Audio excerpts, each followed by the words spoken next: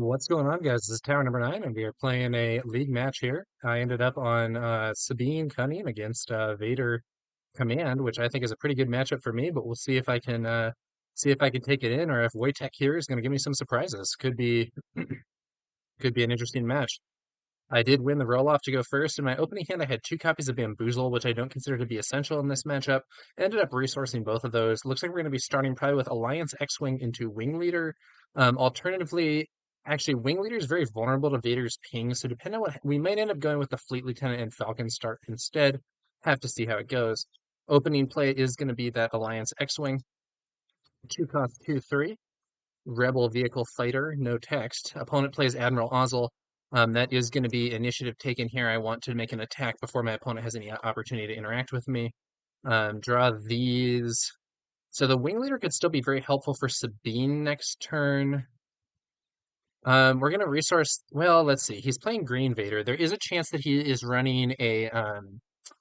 There is a chance that he is going to be running. We're going to resource Sabine. So there's a chance that my opponent's going to be running the Emperor's Royal Guard, which would be annoying. So what we're going to do here is we will Fleet Lieutenant rather than using the Wing Leader, send the X-Wing into the base for 4 total damage. That will get some damage in. Um, Now, my opponent, if he wants to use Admiral Ozzel here, will end up readying one of my units. So he just swings for the base instead, dealing 2. I'll use Sabine's ability to deal 1 damage to each base. If my opponent takes the initiative, he misses his play this turn. Looks like, no, instead we have the Cell Block Guard. Okay, so my opponent does have a Sentinel. That's worth knowing for this potential Spec Force Soldier play. But for now, I think we just take initiative. Yeah, there's nothing else to do. So draw here. Nah, another Wing Leader. Okay, interesting. So what I can do here is it's probably going to be Wing Leader buffing Sabine. Yeah, we're probably going to do Wing Leader buffing Sabine, and then we can potentially play Spec Force Soldier if my opponent has another Sentinel. So my opponent's on 4 resources, which means that we could see an Imperial Interceptor. So we come in with the TIE Fighter first, 2 damage to the opposing base. The Cell Block Guard goes for base here. Okay, so that actually opens the opportunity of doing the Spec Force Soldier play around here. So we're going to try and do that to try to sneak the damage in with the Fleet Lieutenant instead. So Spec Force Soldier lose the when played, a unit loses Sentinel for the phase. So by doing that, I'm now allowing my Fleet Lieutenant to swing into my opponent's base. We'll see if my opponent has any option to deal with that. Ends up using the Ozzel to clear the Spec Force Soldier. Fleet Lieutenant into the base for 3, so we did manage to sneak some damage through. And then, depending on what my opponent plays here, it might also be reasonable to go. Okay, opponent passes here. I'm going to use Sabine's ability, 1 damage to each base. There's a good chance that this is a forced choke that's going to just kill Sabine immediately. If that ends up being the case, then what we'll do is go into the Falcon instead of the Wing Leader play. So Sabine deploys. We could also see there's a few things that could kill her, but I think it's going to be forced choke. Yeah, that's right. So my opponent passes into forced choking Sabine. She doesn't get a chance to attack. That does draw me a card. Oh, nice, a surprise strike. Good card to draw. So then we're going to come in with the Falcon. My opponent can use Vader's ping here to deal 1 damage to something and 1 damage to base. Going to be the Falcon. Okay, so that puts Falcon into interceptor range, but for now we just swing into the base. That's going to be 3 damage. And we're getting that opposing base nice and low. Opponent takes the initiative, and I'm going to pass, draw up. Another Falcon, Heroic Sacrifice, Surprise Strike, and full of dangerous tricks. I'm hoping we can close things out with these tricks, but let's see how it goes. I'm going to have to pay 1 resource to retain the Falcon. And then with these tricks, I'm hoping that I'll be able to close the game. Now, my Fleet Lieutenant in the ground arena isn't able to attack into base thanks to that Cell Block Guard. So it's going to be down to my space units here to do most of the damage. Hopefully, we could see an overwhelming barrage this turn for 5. That's exactly what we see, barrage for 5. So that can clear 1, but not both of my space units. So it's going to probably kill the Falcon. So Falcon dead, and then 2 damage remaining. So that's going to be 2 damage to the X-Wing.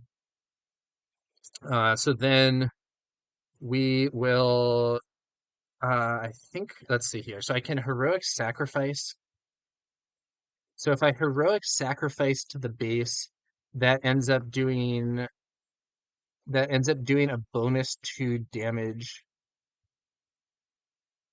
and it also allows me to play the Falcon and I get to draw a card. So Heroic Sacrifice to the base seems like maybe my most reasonable play here. That would put him on, yeah, we'll do that. So Heroic Sacrifice into the base. So this is +2/+0, so it does 4 damage. I draw a card, and then this unit is defeated. Wow, I drew another Falcon. That is pretty solid. Pretty solid. Base takes 5. Second Falcon on the field.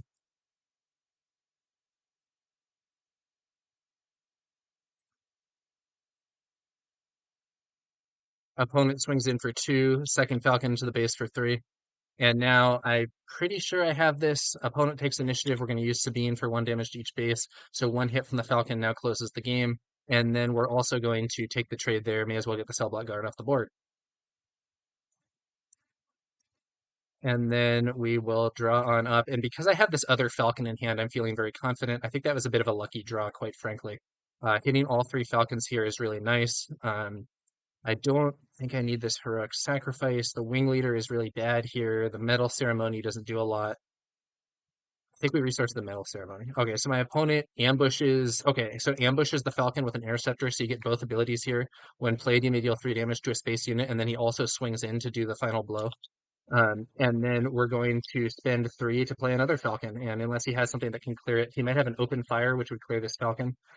Nope, he doesn't. That's GG. GG. So then we go to sideboarding.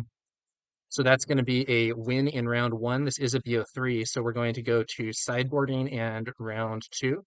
Overall, I consider this a very favored matchup. My sideboard has, let's see here. So my sideboard has mostly stuff. So the one thing I want to consider including is Spark of Rebellion. So the main advantage of Spark of Rebellion is that it would let me potentially strip out cards like the Spark of Rebellion would let me potentially strip out cards like Overwhelming Barrage in a good situation. I think that we like Spark of Rebellion more than we like Bamboozle in this matchup. So we're gonna try removing these Bamboozles, including the Spark of Rebellions. And then the other question is, do I want to include any of these? So shoot first, waylay. The problem with these is they degrade my for a cause. I think we're gonna leave it here and think that we can deal with the Sentinels with just the Spec Force soldiers and multi-lane aggression. So that's gonna do it for this one. We will we will return to our gameplay view here and let's see what happens in round 2. So looking at this opening hand, this is a kind of weaker opening hand. So it's not terrible. I can start with a Lothal Insurgent, but my opponent's going first. Lothal Insurgent is vulnerable to most of the 2 drops that Vader plays. This ends up being a mulligan because I want to have a better initial play. So we're going to try to get something better than a Lothal Insurgent here, and we do get it. So this Alliance X-Wing, or if my opponent goes to space, I can do Leia Organa plus the Spec Force Soldier as my opening turn. I think it's less likely that we're going to do the Leia double play, more likely that we just do the X-Wing, because on red green, I don't really see anything that my opponent can necessarily do. So we're going to resource Leia, and we're going to resource this Heroic Sacrifice also for now. And then we're going to, so then we have Alliance X-Wing, we have Spec Force Soldier to counter a potential Sentinel. We have Fleet Lieutenant. Nice. So my opponent went with a Stormtrooper. That would have been a bad start if I had gone for a Lothal Insurgent. So then we're going to bring out the Alliance X-Wing. Opponent will, so if opponent pings me, I can take it. I can take the initiative here. So that's going to be 1 damage there, 1 damage base. So then I think I take initiative instead of doing the damage so that I can get the guaranteed hit there. Opponent drying up. Okay, so this is interesting. So I think I want to swing without the Fleet Lieutenant here and play Fighters for Freedom. Well, no, we'll do the Fleet Lieutenant play. Um, we'll resource the Fighters for Freedom, which is not a great card. So the Fleet Lieutenant play here is going to be, it'll make a unit that his Stormtrooper will probably end up trading with. But it does some direct damage to the opponent's base, and then it'll also get me some tempo that I can use to use Sabine's ability this turn to push the game forward in my favor. These sorts of action compression abilities where you play one card and then get an effect that buffs other cards are really handy to have. So my opponent takes the trade, which is basically what I expected. I'll use Sabine for 1 damage to each base. We'll see if my opponent has a play. It looks like a 2-drop. Okay, so it's going to be a seasoned shore trooper. That's fine. I'm going to take the initiative. So I'm going to get another wing leader drop here, or another, what's it called, drop. Opponent uses Vader's ability again, pinging the X-Wing. So that X-Wing is probably not long for the game. So let's see. This turn I'm going to want to do Fleet Lieutenant. I can play Spec Force Soldier. I can potentially Medal Ceremony, which could save my X-Wing from getting killed here. So that's actually kind of nice. I think we resource that guy. We are running a little low on cards, but hopefully it's going to be okay. We'll lead off with the Fleet Lieutenant X-Wing. That's going to be another 4 damage. We have the Spec Force Soldier in case he plays a Sentinel. If he plays a unit and still has 1 resource, I can Medal Ceremony to get my Alliance X-Wing out of range. There is, of course, the chance that he'll just use an Imperial Interceptor or similar. Vader's ability can't be used until if you played a villainy card this phase, so it's possible to see it coming and potentially counterplay it. Okay, so he goes for an attack here. So what I'm gonna do is, okay, so there's a risk that Sabine gets choked. I'm gonna use Sabine, 1 damage to each base. We'll see if my opponent is holding a choke as he did in the previous game. That's a reasonable tactic against Sabine. It is his move. We'll see whether he passes. So if he plays something that will allow Vader to ping the X-Wing, I go Medal Ceremony to get the X-Wing out of range of that ping. Um, if he plays a Sentinel, I Spec Force Soldier, deploy Sabine, sneak past the Sentinel. If he passes, he's probably going to force choke Sabine, but that's just one of those things. So if he plays a cell block guard here, that is well, okay, so he's actually going to do an ambush play. Okay, so he spends 3 resources. Okay, Super Laser Technician ambush. Okay, so in this situation, so he can now ping off either of these units. So what we're going to do is we're going to deploy Sabine. She might still get choked though. But if Sabine gets choked, my opponent doesn't ping off either of the other units with Vader's ability.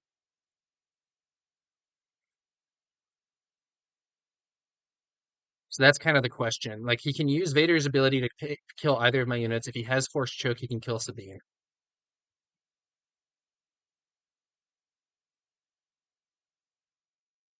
This does also mean that his seasoned shore trooper is going to be 6 power on this next turn. Okay, so he goes for the ping. He's gonna kill. Looks like it's the fleet lieutenant. Okay, that's a more valuable unit. That's good for me because it means I'm going to get extra value out of my medal ceremony this turn. We're going to have Sabine attack into the base, so that's 3 damage to base. Opponent probably takes initiative at this point. I don't think there's something else they can do. So we're going to save the Spec Force Soldier to block a potential Sentinel, and we're going to play the Medal Ceremony. That's really high value here because it's getting Sabine out of Force Choke range, and it gets my X-Wing out of range of a potential Vader ping. So then we're going to draw up. We're on the next turn here. Okay, so I think we have to resource small Sabine because she just gets killed if she's played. We're gonna probably want to do so we have the surprise strike and the wing leader as our probable options this turn. We haven't done quite as much damage as I would like, but my opponent won't have Vader for another turn. We could see an overwhelming barrage for 6, but because I hit that medal ceremony, it would only kill one of Sabine or the X-Wing, not both of them. So that means that I'm in a safer spot than it might otherwise appear against that card. And that's exactly what we see. Overwhelming barrage for 6. So my opponent could use that to clear so my opponent could use the 6 damage to clear Sabine, and it looks like that's what's going to happen. So Sabine off the board. Unfortunate, but the medal ceremony saved the X-Wing from dying in the same situation. Opponent only has 1 resource. So one thing that I can do here is bring out the wing leader to buff the X-Wing. That's what we're going to go for. So wing leader buffing the X-Wing. Now, of course, my opponent can kill the wing leader with Vader's ping, but the X-Wing is now strength 5, and I'm going to be able to surprise strike it to hit the base for 8, at which point the opponent is in kind of desperate straits. Yeah, so Vader actually pings the X-Wing here, and then we're going to surprise strike the base for a total of 8 damage there. And that's going to put my opponent very, very low on life and actually into the take initiative danger zone. So he misses his attack with his buffed shore trooper because he can't afford to. Now, there is a risk that he has another barrage to clear the field, but there's not much I can do about that. So we're going to draw up, and we're hoping to draw some reach cards here. That's what we'd really like to see. I haven't seen them, unfortunately. Surprise Strike is a reach card, but only if my units live. And there's a good chance that I think there's a good chance he has another barrage, and both of these get barraged off the board. We'll have to see.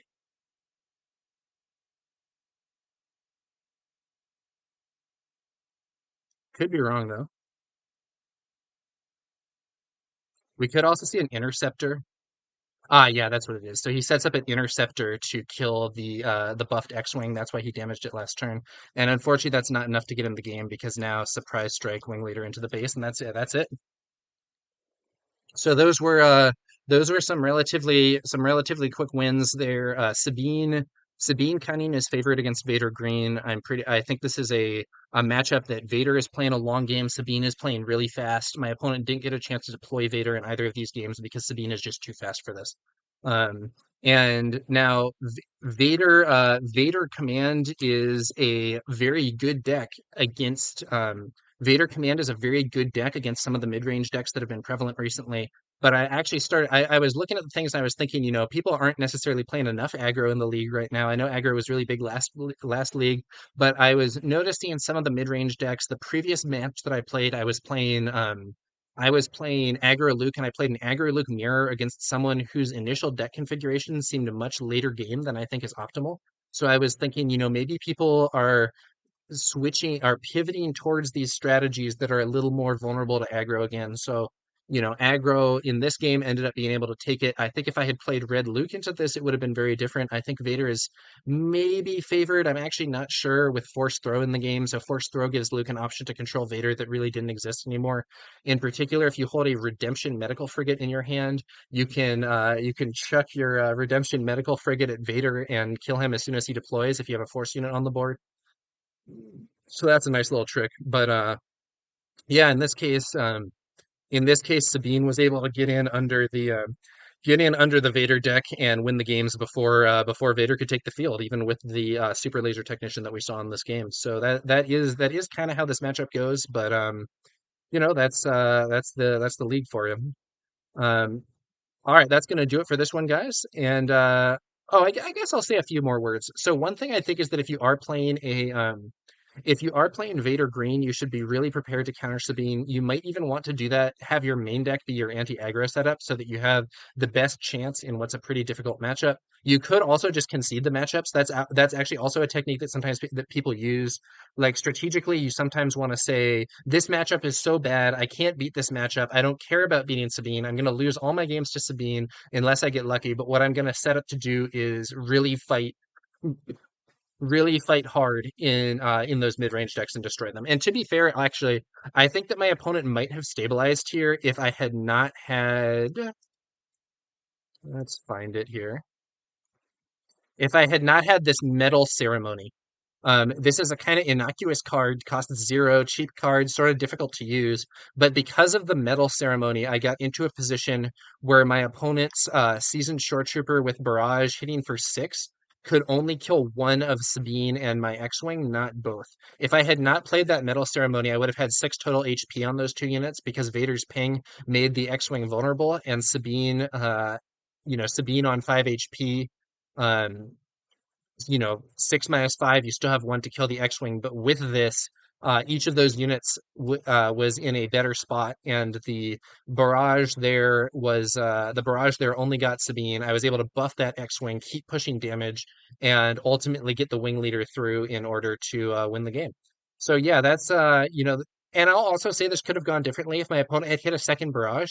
He could have barraged my wing leader and X-Wing off the board instead of playing this interceptor and only dealing with one of them. If I hadn't seen this surprise strike, I wouldn't have won with this attack. Although doing 2 damage to base at this point probably wins the game because I can then use Sabine for 1 damage to each base and then take initiative start of next turn, use Sabine again to win unless I guess my opponent has Colonel Yularian or something. But anyway, um, even though it was a quick win for me. I think that second game was at least somewhat close in terms of stabilization, in terms of potential stabilization from my opponent. And if not for that medal ceremony, it might have been a very different story. So even though this is an unfavorable matchup for Vader, it's not, I think, a absolute guaranteed loss under all circumstances. Some different luck might have been able to get wojtek the win here.